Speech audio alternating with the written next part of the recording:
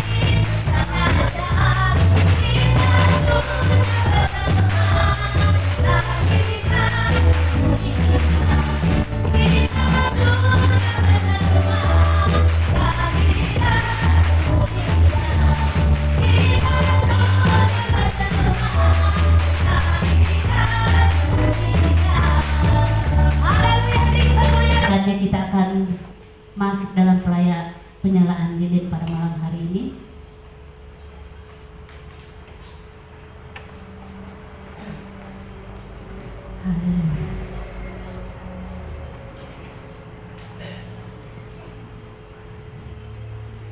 Mohon mampu diperhatikan, mengerjakan bagian kita untuk menyaksikan kasih Tuhan.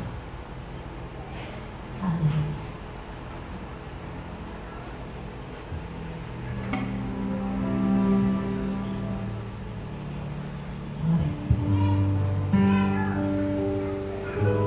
Malam yang indah, hari yang penuh kemuliaan, hari yang kudus.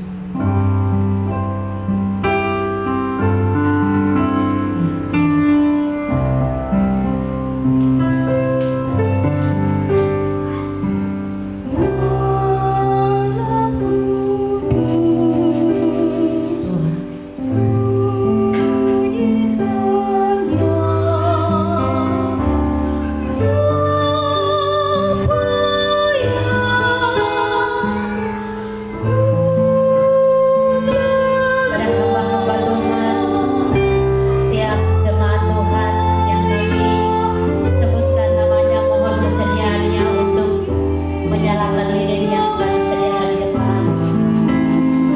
Mewakili pengurus pusat, mohon kesediaan Bapak Pendeta Markus Aron. Mewakili BPD, mohon kesediaan Bapak Pendeta Timotius Raden. Mewakili dosen Sekolah Alkitab Apostolik Nabire kepada Ibu Dia Harepa. Mewakili panitia Bapak Pendeta Arjun. Mewakili tamu undangan Bapak Erwin Pagintingan. Mewakili mahasiswa Apostolik Nabire Bapak Pendeta Kadir Stadilo.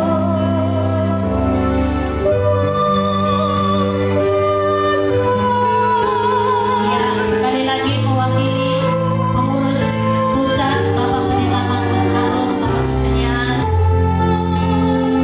Mewakili Badan Pengurus Daerah Bapak Pendeta Timotius. Mewakili Akademi Sekolah Alkitab Apostolik Bapak Pendeta Dias. Mewakili dosen Ibu Pendeta Dia Harepa. Mewakili panitia Pendeta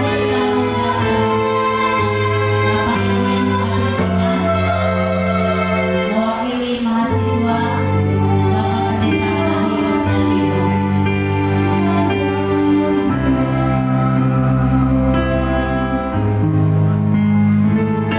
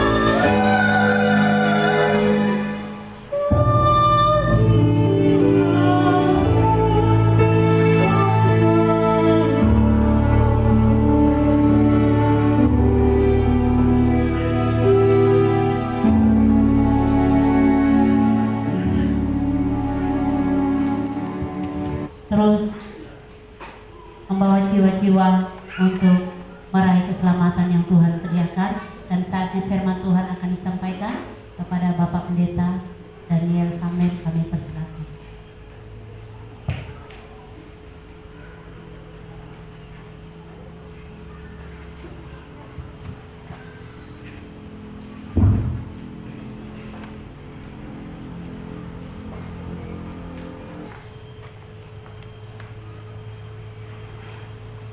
Mari kita tunduk kepala dan kita berdoa bersama-sama. Bapa kami di surga, Tuhan kami Yesus Kristus, sumber kehidupan dan pemberi hidup bagi kami. Kami mengucap syukur kesempatan ini Tuhan, dalam perayaan Natal Selasi, saatnya kami akan duduk mendengar dan memperhatikan sabda-Mu. Mari Tuhan, Engkau berkarya di tengah-tengah pemberitaan firman. Roh Kudus mengurapi hamba-Mu untuk membicarakan, menyampaikan dan menerangkan kebenaran-Mu. Berkati dan urapi semua mahasiswa, semua tamu undangan, dan seluruh jemaat yang hadir hari ini.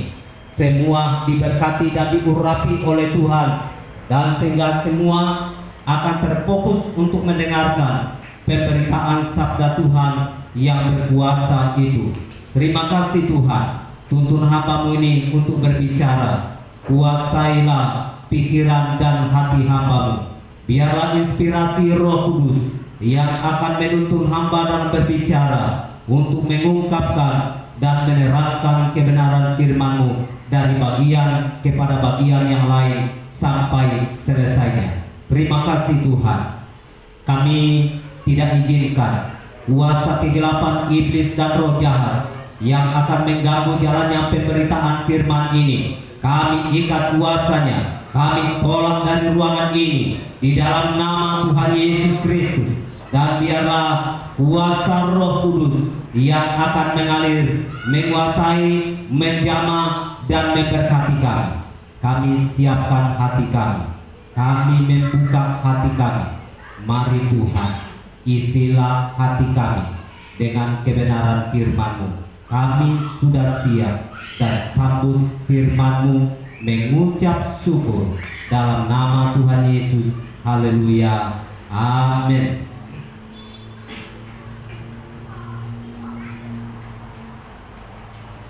Bapak Ibu, sidang perayaan Natal yang diberkati Tuhan,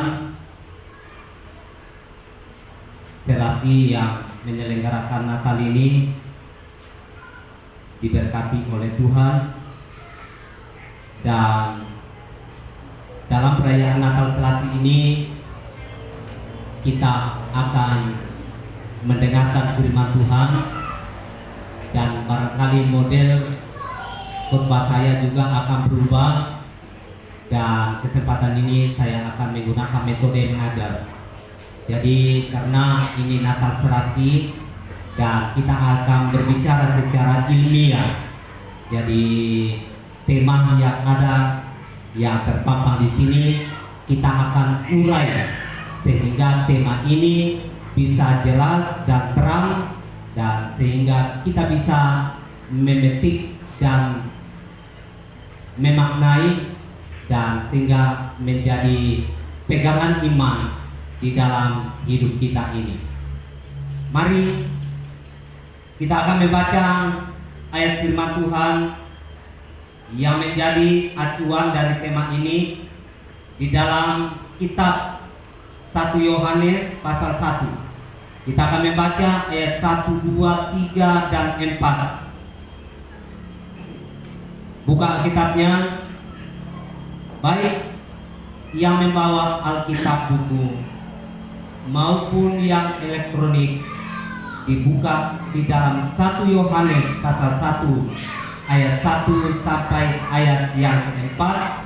Saya baca ayat 1, Bapak Ibu membaca ayat 2, kita bergantian sampai ayat 4.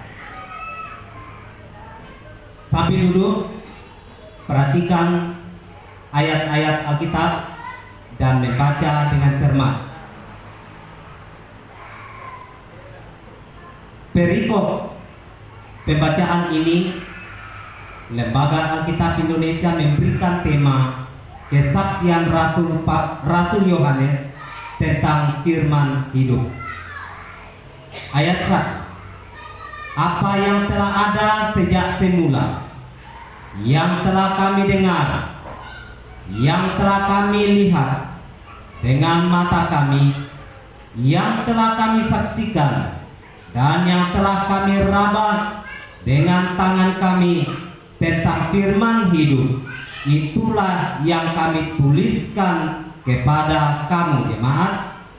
Hidup itu telah dinyatakan dan kami telah melihatnya, dan sekarang kami bersaksi dan memberitakan kepada kamu tentang hidup kekal yang ada bersama-sama dengan Bapa dan yang telah dinyatakan kepada kami.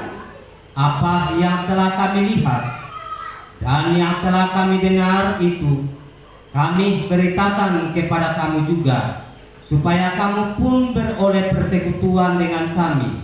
Dan persekutuan kami adalah persekutuan dengan Bapa dan dengan anaknya, Yesus Kristus. Dan semuanya ini kami tuliskan kepada kamu, supaya sukacita kami menjadi sempurna. Bapak Ibu, saudara terkasih dalam Tuhan, ayat bacaan firman Tuhan ini dari 1 Yohanes pasal 1 ayat 1 sampai ayat yang keempat, lalu kemudian ayat 2 diambil sebagai tema yang ada di sini. Hidup itu telah dinyatakan. Hidup itu telah dinyatakan. Untuk mengerti dan memahami tema ini, maka pertama-tama kita akan mentelusuri dari ayat 1 dan kemudian kita bisa sampai di ayat 2 dan kemudian ayat seterusnya. Karena ini ayat itu dijelaskan terlebih dahulu di dalam ayat yang pertama.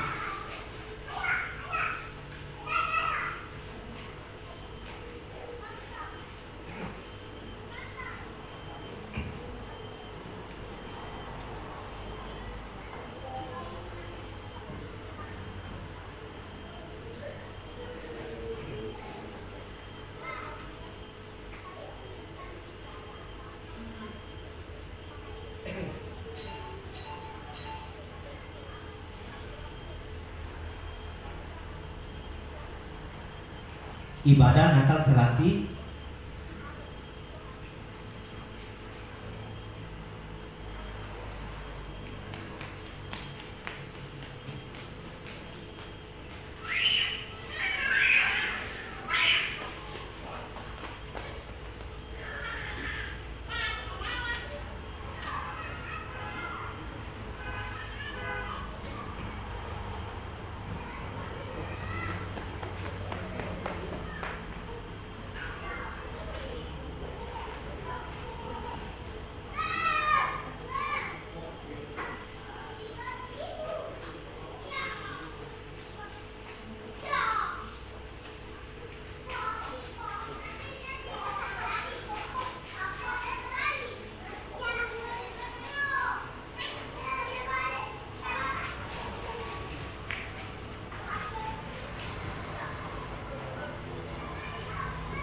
sambil menunggu, saya akan menyampaikan latar belakang dari penulisan kitab 1 Yohanes pasal 1 ini. Saudara perhatikan, yang menjadi latar belakang dari 1 Yohanes atau kitab 1 Yohanes yang ditulis oleh seorang rasul, dan rasul itu dia adalah seorang rasul yang sangat dekat dengan Yesus. Dia adalah seorang rasul yang mengerti, yang mengetahui, dan yang paham benar tentang siapa Yesus itu. Itulah Rasul Yohanes. Nah, Rasul Yohanes tidak mencantumkan dalam surat ini kepada siapa surat ini dialamatkan. Berbeda dengan yang lain-lain kepada jemaat Efesus, Smyrna dan lain-lain sebagainya. Tapi surat ini tidak ditulis kepada siapa alamat surat ini. Tetapi bapak-bapak gereja semuanya sepakat. Bapak gereja dari abad pertama, abad kedua, abad ketiga, semua mereka sepakat bahwa penerima surat ini adalah gereja-gereja yang tersebar di kota Efesus. Nah, tujuan surat ini adalah gereja-gereja yang ada di kota Efesus. Jadi begitu ada beberapa jemaat yang sifatnya gereja rumah-rumah, kesanalah surat ini dialamatkan oleh Rasul Yohanes. Tujuannya adalah surat ini ditulis oleh Rasul Yohanes untuk memberikan peneguhan, menguatkan iman jemaat, mengukuhkan iman jemaat. Karena di waktu itu ada serangan yang datang dari ajaran-ajaran sesat. Nah, ajaran sesat yang berkembang saat itu, yang paling keren dan yang paling berpengaruh adalah aliran bidat yang disebut bidat Gnostik. Gnostik ini ia mengajarkan ajaran yang bertentangan dengan Alkitab, dan itu merajalela di Efesus. Karena itu Rasul Paulus ia terpanggil dengan tanggung jawab sebagai seorang rasul, dan dia menuliskan surat kepada mereka, ingin menjelaskan, menentang dan menjawab semua tantangan yang dilontarkan oleh para pengajar sesat. Ada seorang pengajar sesat yang sangat gigih, yang tangguh sekali menyerang ajaran Kristen, menyerang para rasul, yang bernama Kerintus. Seorang pelopor dan pendiri Gnostik, dia penganjur pengagung dari aliran Gnostik bernama Kerintus. Dia punya pengajaran seperti ini. Dengarkan baik-baik. Kalau di khotbah jemaat tidak akan saya sampaikan seperti ini. Tapi karena ini mahasiswa, saya ingin menyampaikan supaya memiliki pengetahuan, kecerdasan tentang Alkitab. Ajarannya Kerintus begini. Yang pertama, mereka ini mengagung-agungkan nilai kecerdasan otak manusia. Kerintus dia mengobrol ajaran ini dengan filsafatnya bahwa segala sesuatu yang tidak bisa dinalar dengan otak itu tidak benar. Karena itu dia tidak setuju dengan pengwahyuan. Karena itu tidak bisa dinalar oleh otak. Kerintus ia mengagung-agungkan, mendewakan nilai-nilai kecerdasan otak manusia yang notabene-nya bertentangan dengan Alkitab. Yang patut kita agungkan hanya Tuhan. Yang patut kita sanjung hanya Tuhan. Yang memiliki kecerdasan dan kepintaran hanya Tuhan. Karena kepintaran, kecerdasan, hikmat, akal budi dan semua itu bersumber dari Tuhan. Karena itu ajaran Kerintus ia bertentangan dengan asas firman Tuhan. Yang kedua, ajarannya yang kedua begini, supaya nanti ini jelas. Mereka mengajarkan bahwa roda tubuh tidak bisa menyatu, tidak bisa dipersatukan. Dan mereka mengatakan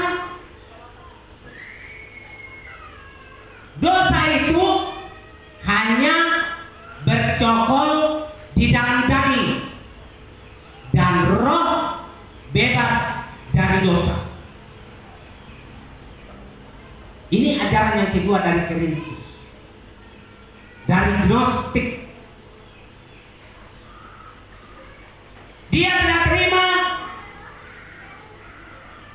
kalau Alkitab berkata akibat dosa maka terputus hubungan antara Bapa dengan manusia. Dia berkata tidak, roh kita tetap bebas, roh kita tetap berkomunikasi dengan Tuhan. Hanya daging kita ini yang tidak bisa berkenan kepada Tuhan. Karena itu nanti kalau kita mati, tubuh ini kan hancur, roh kita tetap selamat. Ini bertentangan dengan asas firman Tuhan.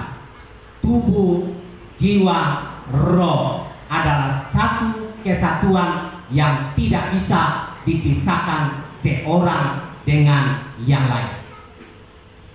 Ini bertentangan dengan Alkitab. Itu ajaran Gnostik. Yang ketiga, mereka menolak inkarnasi Yesus dalam daging.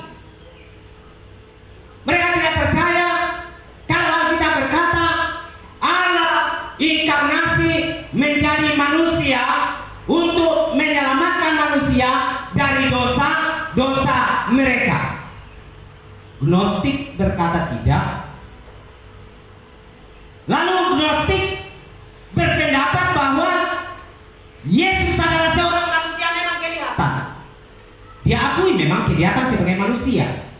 Tapi apa statementnya? Ini statementnya. Yesus adalah seorang manusia dalam rupa saja. Jadi dilihat manusia saja, rupa saja. Tetapi itu hanya khayalan saja.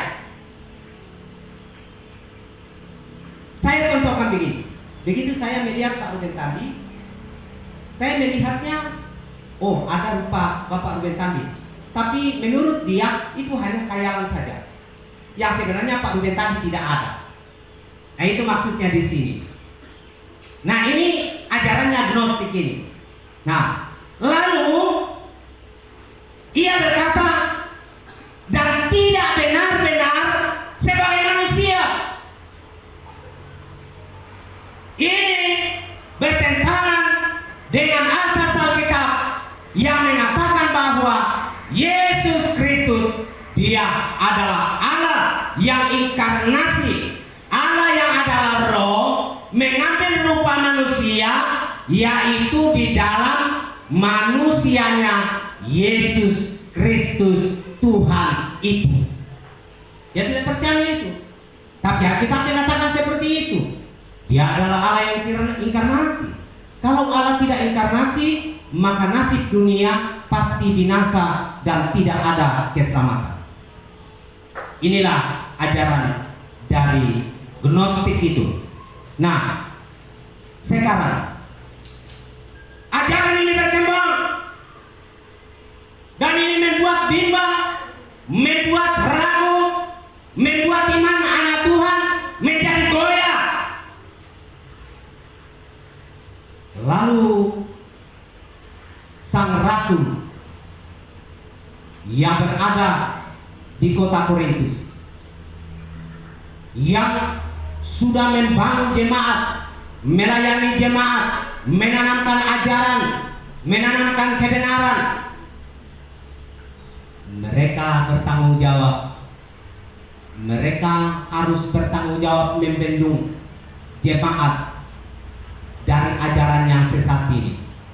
Maka Rasul Yohanes mengambil pena, lalu dia menuliskan kalimat-kalimat di dalam surat 1 Yohanes. Dan di dalam kalimatnya itu dia menuliskan, kita memperhatikan sekali lagi, apa yang telah ada sejak semula. Itu kalimat pertama. Yang telah kami dengar, yang telah kami lihat dengan mata kami. yang telah kami saksikan dan yang telah kami raba dengan tangan kami tentang, ini kalimat penting, tentang firman hidup.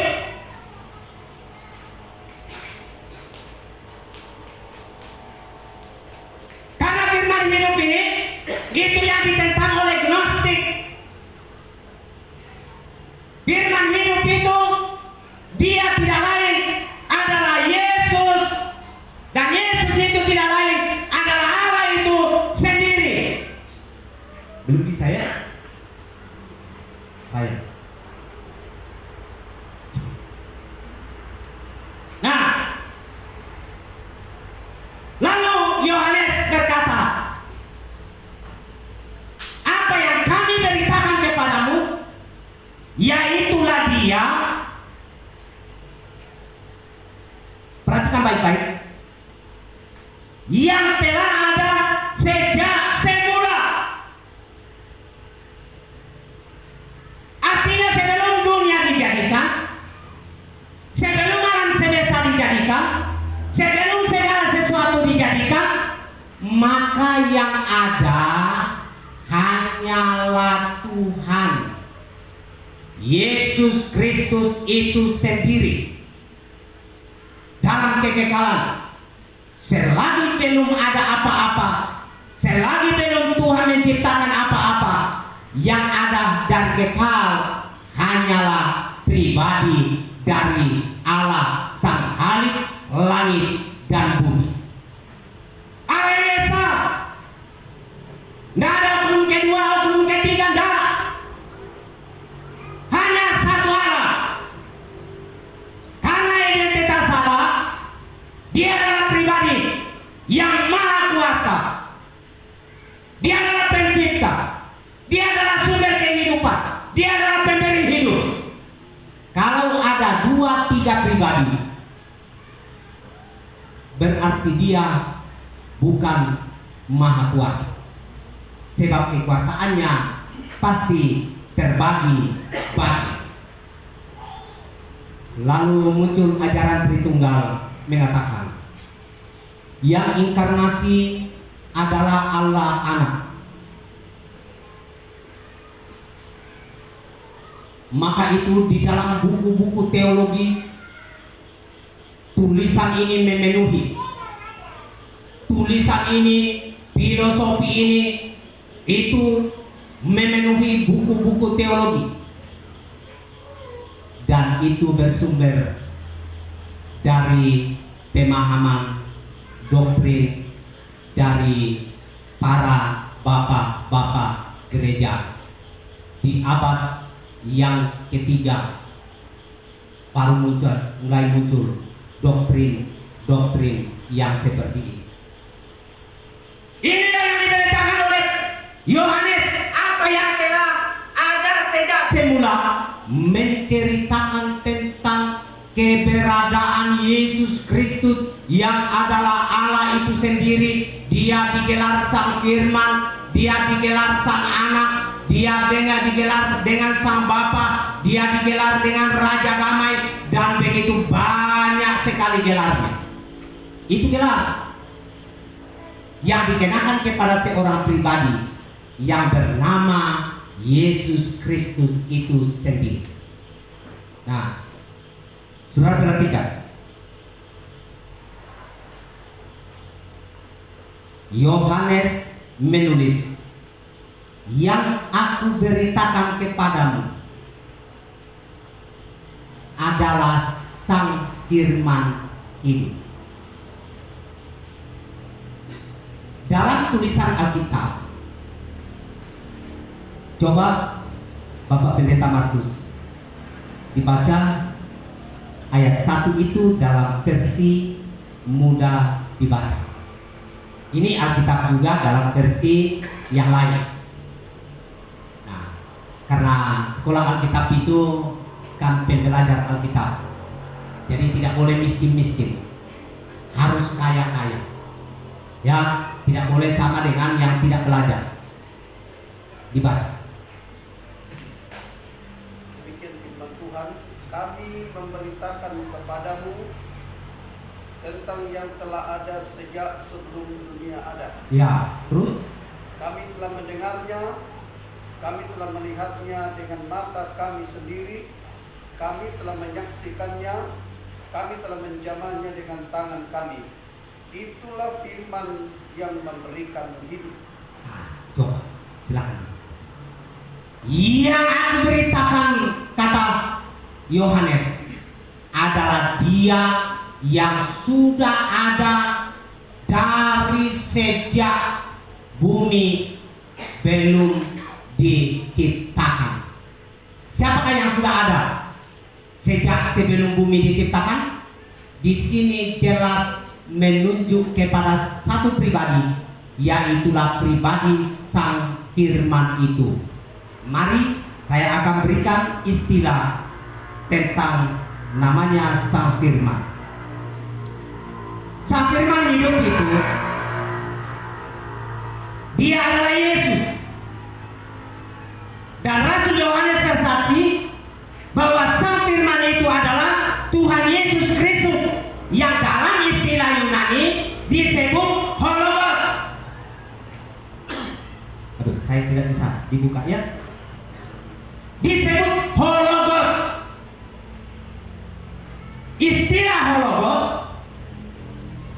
bisa berarti firman yang tertulis, yaitu Alkitab yang kita baca, tetapi bisa menunjuk kepada satu pribadi Sang Firman, yaitulah pribadi Yesus Kristus yang sudah bersama-sama dengan Bapa dari sejak kekekalan. Bersama-sama dengan Bapa bukan berarti pribadi Sang Firman ada di samping kiri atau samping kanan, tidak. Tetapi Alkitab berkata di dalam logosnya Allah. Itu pengertian logos. Lalu oleh gereja abad kedua, abad ketiga, lalu menafsirkannya bahwa Sang Logos adalah pribadi yang kedua. Kalau betul ada pribadi yang kedua, berarti Allah membagi rohnya menjadi berapa roh?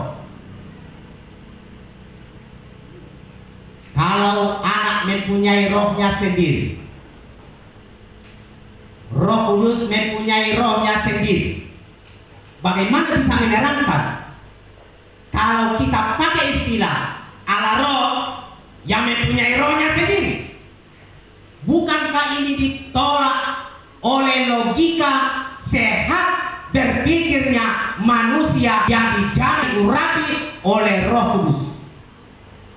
Berarti ini penyimpangan. Syukur Alkitab tetap ada dan eksis, dan itu terus dipelajari, digali dan digali, supaya kita menemukan asas kebenaran, sehingga pengenalan kita akan Yesus Kristus tidak salah. Pengenalan kita tentang Allah yang benar tidak salah. Kita mengenal yang benar. Maka itu saya kurang sepaham dengan banyak hamba-hamba Tuhan, para pengkhotbah, dengan mengatakan dan begitu lantang mengatakan, itu doktrin-doktrin saja. Kalau doktrin tidak ditanam dengan benar, berarti kita menggiring jemaat menjadi jemaat yang bodoh, tidak memiliki iman yang asli, yang orisinil, yang alkitabiah, lebih mempercayai filsafat ketimbang mempercayai ilham Roh Kudus yang adalah firman Tuhan itu sendiri. Ya. Lalu dalam bahasa Ibrani-nya lain lagi. Sang Firman, bahasa Ibrani-nya menulis hadapan. Hadapan. Tapi nanti ya akan tahu juga hadapan. Artinya ini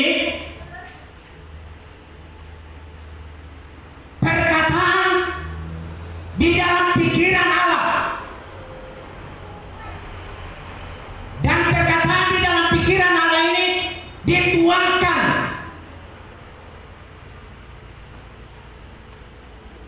dan menjadi nyata. Bukankah ini menunjuk kepada Yesus Kristus Sang Firman yang dijelmakan menjadi daging di dalam rupa manusia? Itu hadapan. Lalu dalam bahasa Aramaik, ini bahasa percakapan sehari-hari bagi orang Yahudi. Kalau bahasa Ibrani bagi orang Yahudi sampai hari ini, itu digunakan saat ibadah. Membaca Torah harus dengan bahasa Ibrani asli. Tetapi dalam percakapan mereka, dalam perbincangan mereka, dalam bahasa pergaulan mereka, mereka menggunakan bahasa Aramaik. Itulah bahasa nasional mereka. Dan di dalam bahasa Aramaik, kata Sang Firman ditulis membra.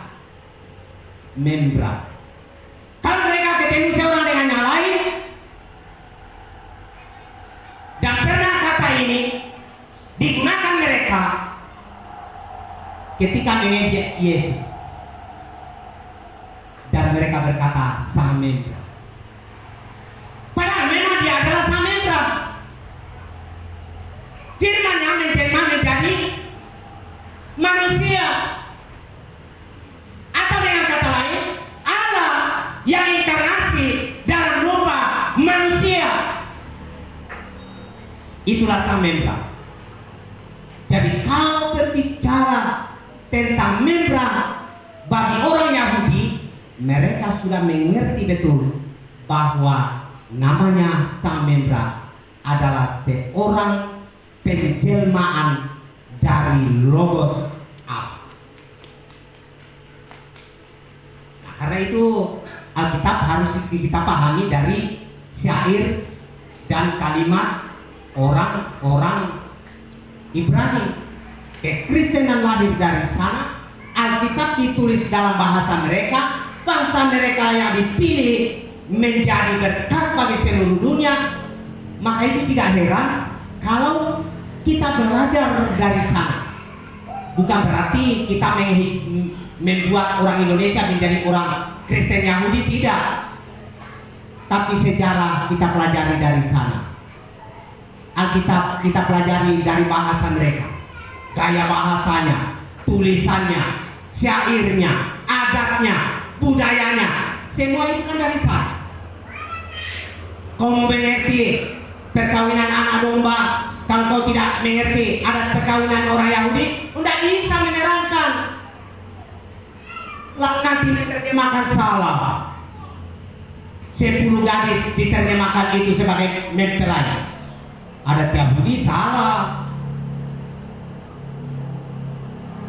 Tapi itu di lain kesempatan baru kita paham. Semua itu kan dari sana kita belajar ya. Nah, saudara terkasih, Hologos, hadapan, membra bermakna sesuatu, bahkan segala sesuatu. Artinya segala sesuatu yang ada di bumi ini terjadi atas kekuasaan kehendak dari Sang Firman. Itulah.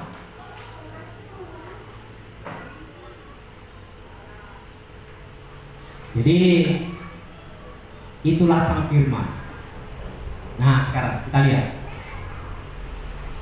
Mari kita lihat Kolose pasal 1 ayat 16. Perhatikan. Karena di dalam Dialah telah diciptakan segala sesuatu yang ada di surga dan yang ada di bumi, yang kelihatan dan yang tidak kelihatan, baik singgasana maupun kerajaan, baik pemerintah maupun penguasa. Segala sesuatu diciptakan oleh Dia dan untuk Dia. Ini siapa? Dia ini siapa? Menunjuk kepada pribadi Yesus Kristus itu.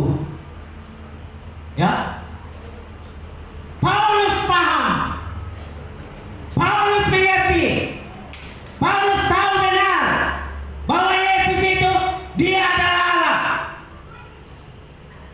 Bukan hukum kedua, bukan hukum ketiga, tidak.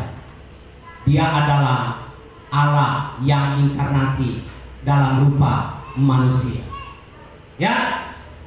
Nah, jadi Yesus Kristus ini dia adalah Allah yang maha kuasa, dan dia adalah sang pencipta. Dia adalah sumber segala kehidupan bagi semua makhluk, termasuk pada kita. Dan nanti kita akan lihat rentetannya, hidup telah dinyatakan. Nah, berikut kita melihat lagi Injil Yohanes 1 ayat 3. Segala sesuatu dijadikan oleh Dia di sini Yesus. Dan tanpa Dia, tanpa Yesus, tidak ada satu pun yang telah jadi dari segala yang telah dijadikan.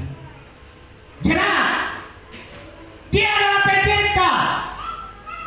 Tanpa Dia tidak akan ada segala sesuatu yang kita lihat, termasuk kita. Jadi Yesus itu dia adalah Allah yang berkuasa. Dia adalah sang pencipta. Dia adalah sang pemberi hidup. Dia adalah sang juru selamat. Ya, dan banyak sekali gelar. Lalu kita melihat lagi bagaimana pemazmur memberikan kesaksian. Mazmur 33 ayat 9. Sebab Dia berfirman, maka semuanya jadi. Dia memberi perintah, maka semuanya ada. Oh, inilah firman itu. Inilah sang firman. Hologos, hadapar, mendra. Dia berkuasa. Dia hanya berfirman, maka jadi segala sesuatu. Dia hanya memerintahkan, maka semuanya jadi. Apa yang sulit bagi Tuhan? Sehingga kalau ada ajaran berkata, kalau Yesus inkarnasi ke dalam kandungan Maria dan menjadi manusia, berarti pernah Tuhan Allah tidak ada. Siapa bilang? Menurut ilmu teologi itu, pertanyaan itu salah. Karena teori teologi mengatakan bahwa esensi Allah, hakikat Allah, Dia adalah Allah yang maha ada. Dia adalah Allah yang maha ada. Dia ada di surga saat ini. Dia juga ada di sini saat ini. Dia berada di tempat yang lain saat ini. Dia berada di mana-mana saat ini. Karena Alkitab berkata, tidak ada satu ruang dan tempat yang sanggup menampung tentang keberadaan Dia. Sebab alam semesta ini dicipta oleh Dia. Bagaimana mungkin ciptaan mau sama dengan yang mencipta, kan begitu? Dan mungkin. Kalau seorang tukang mencipta gedung ini, walaupun sang tukang itu ada di dalam ruangan ini, tapi ide gedung ini adalah dari sang tukang. Jadi sang tukang lebih besar daripada gedung ini. Dia bisa menambah lagi, bisa model lagi, dan lain sebagainya, bisa. Karena itu dia lebih besar. Jangan kita membatasi Allah dengan ruang lingkup, waktu, dan ruang gerak kita. Jangan. Allah tidak bisa diukur dengan itu. Alkitab berkata tidak ada bumi ini tidak bisa menampung tentang kehadirannya Dia, karena Dia maha ada. Nah, jadi itu kesaksian sampai masuk. Bagaimana Nabi Yesaya bernubuat? Yesaya 45 ayat 12. Akulah yang menjadikan bumi dan yang menciptakan manusia di atasnya. Tangankulah yang membentangkan langit, dan akulah yang memberi perintah kepada seluruh tentaranya. Saya pikir-pikir, loh kok ada tentaranya? Yang dimaksud tentaranya di sini yaitu semua ciptaan yang lain selain dari manusia itu digelar tentaranya bumi.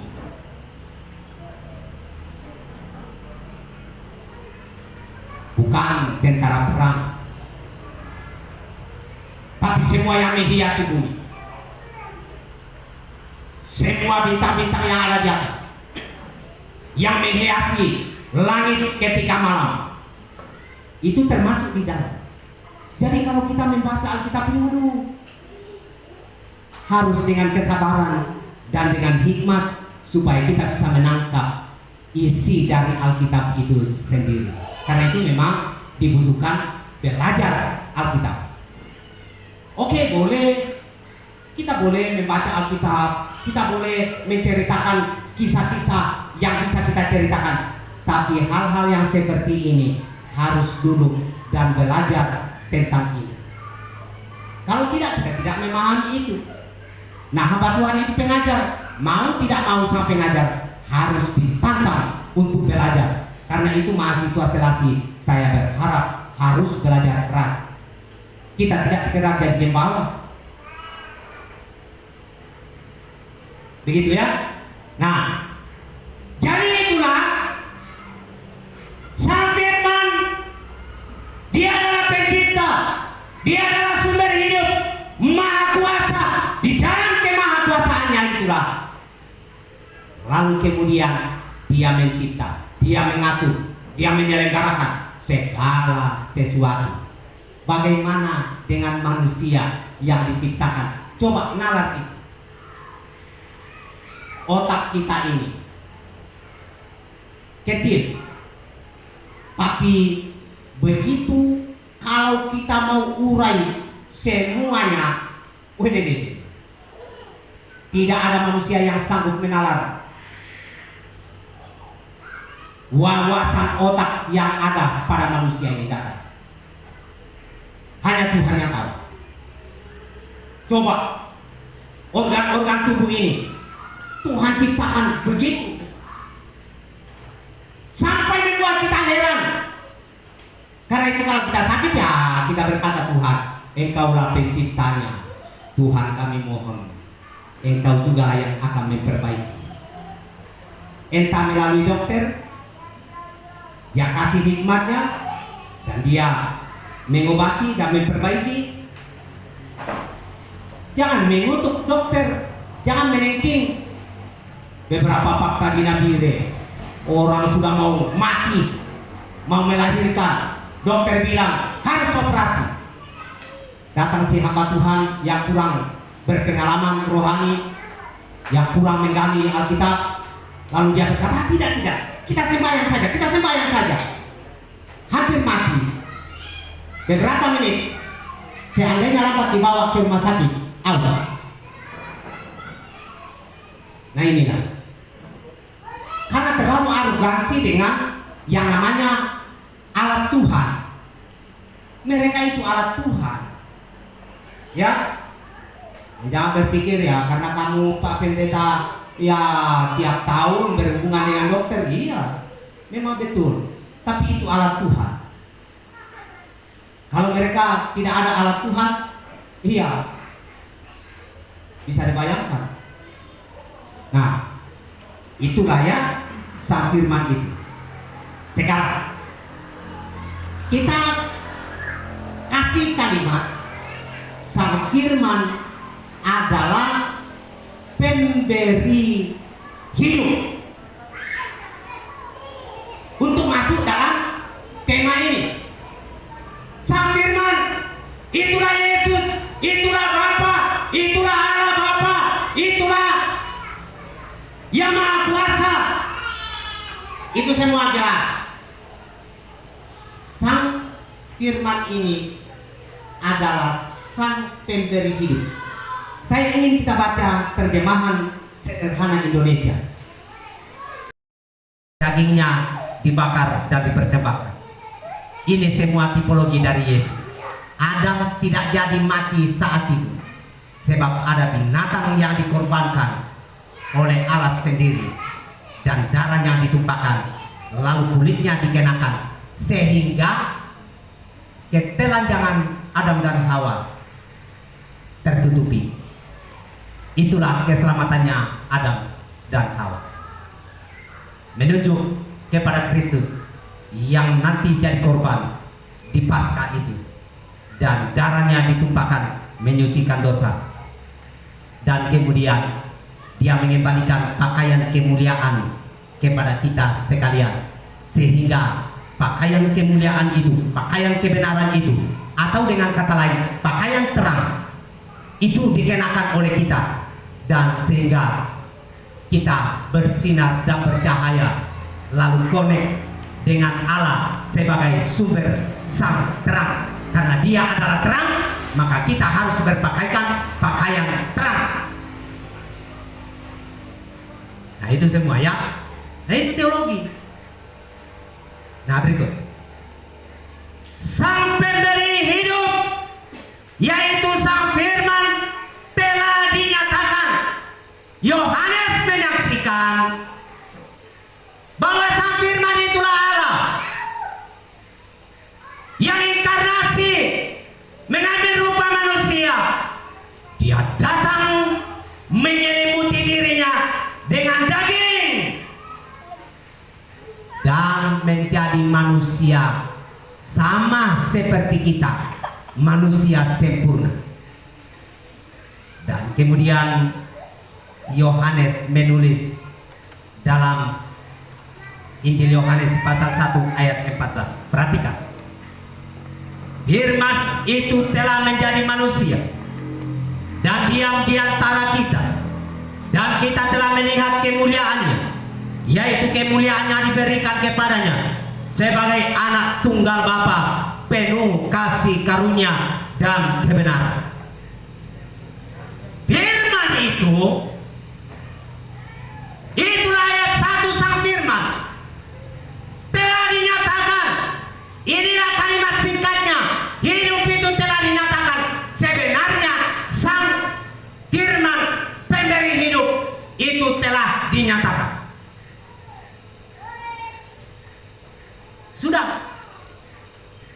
Ketika sang firman lahir, Alkitab memang firman bahwa mulai dari dia dikandung, malaikat datang membawa beritanya. Maria, engkau akan melahirkan. Maria bilang, bagaimana mungkin? Roh akan turun atasmu, dan engkau akan mengandung. Anak yang engkau lahirkan akan disebutkan Immanuel. Dialah yang akan menyelamatkan umatnya dan menyertai umat. Malaikat datang. Kedua, begitu Yusuf ragu-ragu, dia berencana menceraikan Maria. Malaikat diutus lagi datang Gabriel lagi. Yusuf, jangan engkau ragu menerima Maria sebagai istrimu, sebab bayi yang di dalam kandungannya adalah dari Roh Kudus. Dan kalau dia lahir, dia akan menjadi juru selamat bagi banyak orang.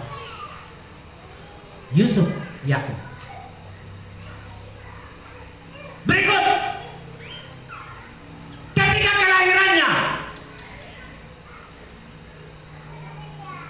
Yesus menampakkan diri pertama bukan kepada yang lain-lain, kepada malaikat.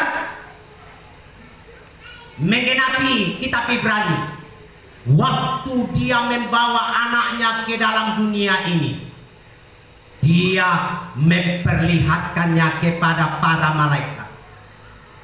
Kenapa kepada para malaikat? Kenapa tidak langsung saja kepada para gembala? Dia harus datang kepada para malaikat, sebab para malaikatlah sebagai agen pelayan.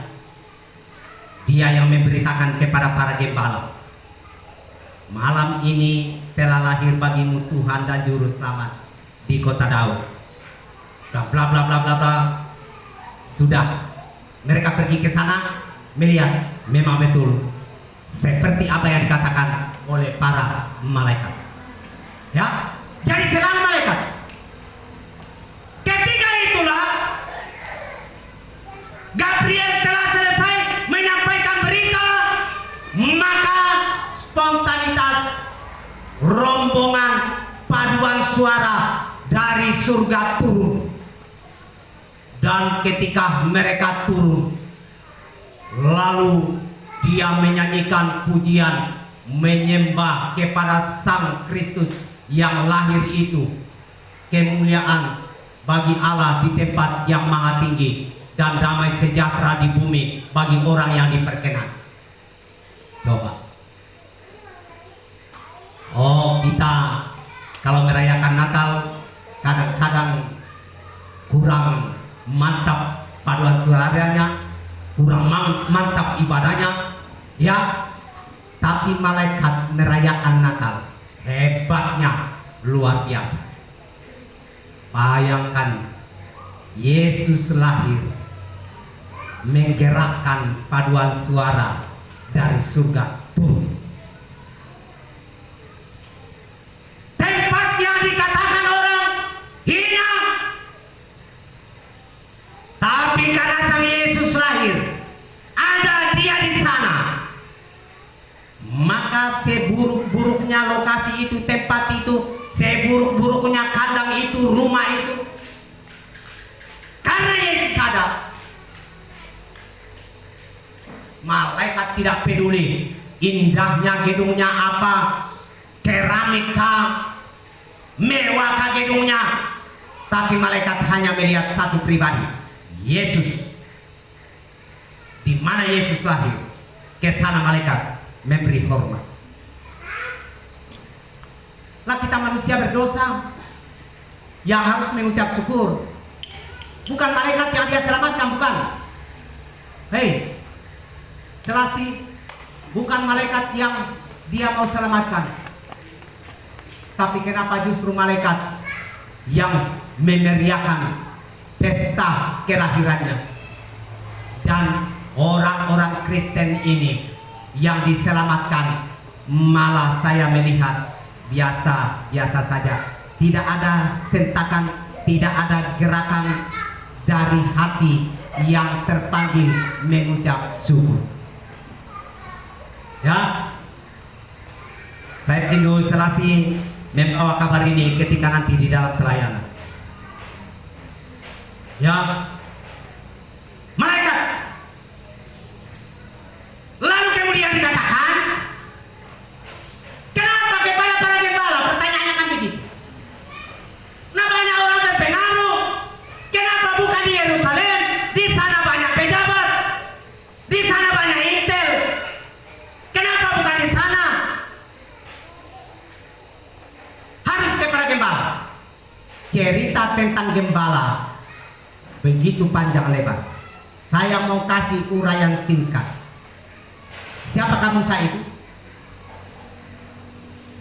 Musa adalah seorang gembala, bukan? Dia sedang menggembalakan domba mertuanya Yitro. Lalu Tuhan panggil Musa, aku akan mengutus engkau untuk membebaskan umatku keluar dari tanah Mesir. Allah mau membawa umatnya keluar dari tanah Mesir. Dia berhubungan dengan seorang gembala. Tapi jangan kita para gembala sekarang ini mengklaim bahwa ya bla bla bla bla bla seperti itu ya, sehingga kita menjadikan diri kita seperti mau disembah, ya kita saja yang hebat, yang agung. Lalu kalau orang berkata, lalu kita berkata, masa kamu mau mengajar gembala? Gembala perlu diingatkan, gembala perlu dikasih tahu. Kita seorang dengan yang lain, gembala-gembala ini, kita harus saling menundukkan diri. Saya tundukkan diri pada Markus, pada Demianus, pada Timotius, karena Tuhan memakai mereka untuk mengisi apa yang tidak saya punya, dan mereka membutuhkan saya untuk mengisi apa yang mereka tidak punya. Itulah saling membutuhkan. Kalau bukan karena saling membutuhkan, kita sudah tidak ada di bumi. Buat apa lagi ada di bumi? Sudah harus pergi ke surga, kan begitu. Nah, baik. Saudara sekalian, kemudian Daud. Siapa Daud? Daud orang hebat. Alkitab mencerita Daud adalah seorang gembala, dipilih Tuhan untuk apa? Mau memimpin bangsanya, melebarkan kerajaan Israel, menjadikan Israel tersohor. Dan memang betul, kerajaan Daud Israel bersatu, tersohor. Waktu selesai Daud, kerajaannya pecah oleh dua anak. Nah, itu gembala Daud. Lalu tiba gembala yang di padang Efrat. Dialah yang dipercayakan membawa kabar kesih. Saya mulai berpikir ketika saya menggumuli Alkitab ini, karena Alkitab berkata ini akan diberitakan ke seluruh bangsa. Coba gunakan nalar sekarang. Ya, gunakan nalar. Kalau tidak ada gembala menceritakan, dari mana orang akan tahu Injil Lukas pasal 2? Coba. Dari mana dia tahu? Kalau bukan cerita dari ini, menceritakan di malam itu seperti yang ditulis dalam Injil Lukas, lalu ditulis ini, saya yakin pasti bimbingan Roh Kudus dari keterangan-keterangan sang gembala itu sendiri. Akhirnya Injil kabar baik keselamatan tentang Yesus sampai di tanah Papua, sampai di Toraja, sampai ke pedalaman, sampai ke mana-mana, itu semua rentetan dari sana. Penting gembala ya. Karena itu penting gembala dalam jemaat untuk memberitakan kabar baik, bukan sering-sering menghukum-hukum jemaat, suruh jemaat tunduk-tunduk, hormat-hormat, tidak. Tapi memberitahu kepada jemaat seperti ini loh keselamatan itu. Itu namanya kabar baik. Ya. Kalau orang lupa hormati, jangan kecewa. Ya orang kan pikiran orang kan sibuk. Saya itu kalau kemana-mana orang lupa sapa, oh ya karena pikirannya sibuk. Ambil patokan dari dirimu. Otak kita kadang-kadang sibuk. Kita lupa orang yang ada di depan kita, di samping kiri kanan kita, sehingga kadang-kadang kalau kita tampil mau menyampaikan terima kasih, karena pikiran kita ini sibuk, akhirnya lupa terima kasih orang-orang yang penting. Nah itu karena otak ya. Nah jadi inilah. Nah, oke. Lalu sang firman merujuk kepada Yesus Kristus. Dia adalah Bapa yang Maha Kuasa. Adakah ayatnya itu? Yesus adalah Allah, Bapa yang Maha Kuasa. Yesaya pasal 9 ayat 6. Sebab seorang anak telah lahir untuk kita, seorang putra telah diberikan untuk kita. Inilah Yesus. Lambang pemerintahan ada di atas bahunya. Itu kerajaannya kekal. Dan namanya disebutkan orang penasehat ajaib, Allah yang perkasa, Bapa yang kekal, Raja damai. Allah yang perkasa itu Yesus. Bapa yang kekal itu Yesus. Raja damai itu Yesus. Kenapa kita tidak yakin, masih sangsi dengan ajaran bahwa Allah itu esa? Nah, kitab ini mengklaim yang Selassie harus bangkit dan kumandangkan ajaran seperti ini. Pemahaman tentang Allah yang benar, jangan salah. Ya, berikut 1 Timotius 3 ayat 16. Sudah mau merujuk kepada akhir. Sesungguhnya agunglah rahasia ibadah kita. Di mana agungnya rahasia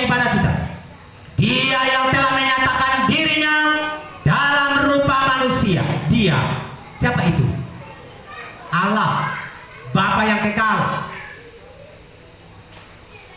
menyatakan diri dalam rupa manusia, atau dengan kata lain inkarnasi. Itulah Hologos, itulah Hadapar, itulah Membra yang dinyatakan dalam rupa manusia. Karena itu Yohanes menerangkan bahwa Sang Firman pemberi hidup itu telah dinyatakan, dan yang kami dengar, satu, Yohanes telah mendengar Yesus bercerita, Yesus mengajar, Yesus menyatakan tentang Allah, tentang kerajaan Allah, tentang keselamatan. Kenapa kita sanksi lagi? Lalu dia bilang, yang kami lihat. Ini manusia berbeda. Dia lihat berbeda.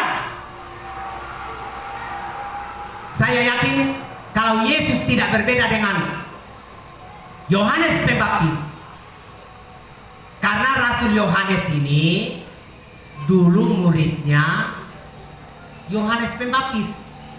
Dia tinggalkan Yohanes Pembaptis, mengikut Yesus.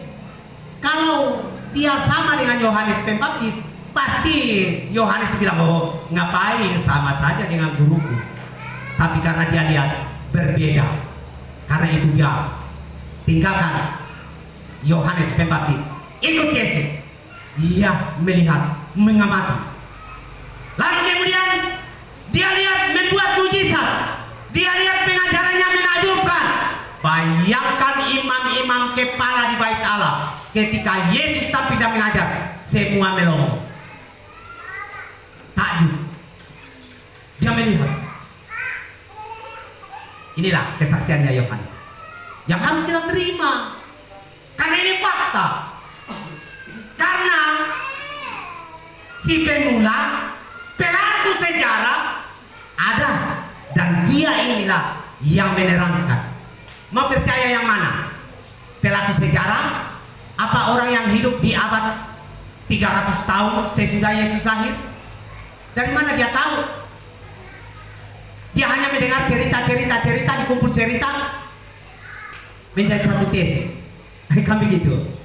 Nah, lalu kemudian dia berkata, yang kami raba. Yohanes tidak keliru kalau dia berkata kami raba. Betulkah Yohanes meraba dia? Dalam fragmen-fragmen pelayanan Yesus ketika mereka santai, itu Yohanes ketika duduk selalu sandarkan kepalanya di dada Yesus. Karena itu hanya Rasul Yohanes yang berani mengklaim dirinya meraba pribadi Sang Kristus. Kalau kita sedang sadar-sadar, ya kan kita duduk begini, lalu Bro Henrik datang sadar-sadar di dada saya, pasti dia pegang-pegang kaki saya. Loh kok ini akrab kan santai ya? Praktekkan nanti kalau pulang rumah, sandar-sandar pada dada suami, hai istri-istri, anak-anak sandar pada dada mama atau bapak, baru kau bisa ingat. Seperti inilah Rasul Yohanes, sehingga dia bercerita. Lalu kemudian dia berkata, lalu kami saksikan dan beritakan kepada kamu. Apa yang disaksikan, apa yang diberitakan tentang firman hidup atau Sang Firman pemberi hidup itu telah dinyatakan, dan ia harus diberitakan. Kenapa? Karena Sang Firman pemberi hidup, dialah kunci selamat.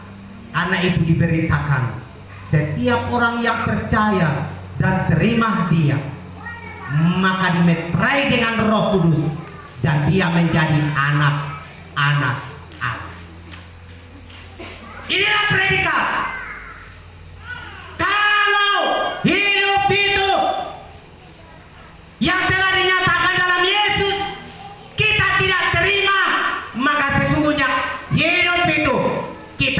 miliki dalam hidup ini. Tapi karena kita merespon dan kita terima Dia, kita imani, kita percaya, kita yakini, dan firman-Nya kita taati, lakukan, kita beribadah hanya kepadanya, kita melayani hanya Dia, maka jaminan pasti keselamatan akan menjadi warisan kita. Dan ketika Tuhan datang pada kita, kita tidak khawatir soal selamat. Kita pastikan bahwa kita adalah anak-anaknya Allah, karena hidup telah diberi kepada kita. Itulah hidup yang sesungguhnya. Bukan karena engkau bernapas itu namanya hidup, tidak. Tapi Yesus yang kita punya, yang menempati ruang hati kita, dan yang kita imani, yang kita sembah, yang kita layani, Dialah yang menempati ya palungan hati kita. Cerita tentang palungan, singkatnya, palungan adalah jawaban atas kebutuhan komplit bagi manusia di muka bumi. Itu palungan. Dari sana kita mendapatkan jawaban kita yang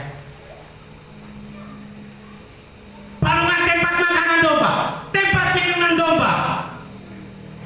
Yesus ada di sana menjadi jawaban atas semua kebutuhan. Kebutuhan rohani kita, kebutuhan hidup kita, kebutuhan jasmani kita.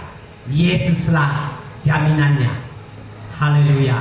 Karena itu di momen Natal ini, ya, biarkanlah Sang Pemberi hidup ini menempati palungan hati kita, dan kita peluk erat-erat, kita jaga baik-baik.